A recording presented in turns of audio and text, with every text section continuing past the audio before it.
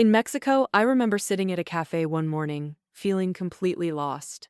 I had left my emotionally abusive husband and his narcissistic family, and I was on my own. It's not like I had some grand plan, but the little planning I had done was quickly falling apart. Well, it was already 6 months, funds were running low, and I was facing a brick wall. Today I'm excited to reveal a secret I discovered over a cup of latte. Hi everyone, welcome to my channel, Mokoteki Speaks. For those of you who are new here, Mokoteki means purpose or intention. On this channel, it's all about living with purpose and intention. I was sitting in a cafe in Mexico feeling very despondent and completely lost. There was a wall of doubt standing in my way. I couldn't envision my next steps forward, and all my plans had gone up in smoke, such as finding a job. I had left the United States with limited funds. Honestly, I considered returning home, and looking back now, I'm so glad had I stubbornly forged my way ahead. I was deeply lost in thought. You know that kind of lost where your mind feels loud but your heart feels quiet? That was me. I was replaying all the things I thought should have worked out, but didn't. It was then an older woman sat down next to me. Hola, she said, and started talking in Spanish so fast, I only caught bits and pieces. She told me about her family, she spoke about the heat, and said something funny about her grandson. I didn't understand half of it, but somehow, it didn't matter. Her voice had this warmth, which was a gentle reminder that life was still happening around me. Then she said something my brain caught on to and was able to translate. She said, La vida es buena cuando tú decides que es buena. This means, life is good when you decide it's good. That simple phrase stuck with me. The word to, or you, puts the power back into my hands, reminding me that my perspective could shape my experience. The more I thought about it, the more I realized that, even in uncertainty, I could choose how I see my life. I had a choice. In that tiny cafe, I stopped trying to think my way out of things.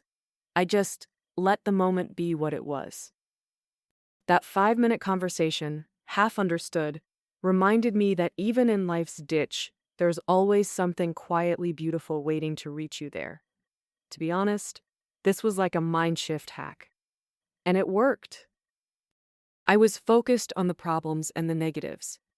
That moment reminded me that even in the ditch, life keeps showing you small pieces of beauty. A stranger's kindness, a breeze that feels like peace, a laugh that reminds you you're still alive. If your life feels like it has hit a wall, or you've fallen into one of those quiet seasons where nothing makes sense, it's not a punishment. It's about learning to cultivate your emotional intelligence. Mastering the art of emotional intelligence is like unlocking a superpower. It means you're tuned into your own emotional playlist, a crucial part of self-awareness, which helps you navigate life's choices to make better decisions. By keeping tabs on your feelings, you ensure they steer you gently instead of taking you on a wild roller coaster ride. Plus, it helps you vibe with other people's emotions, making you a communication ninja and empathy guru.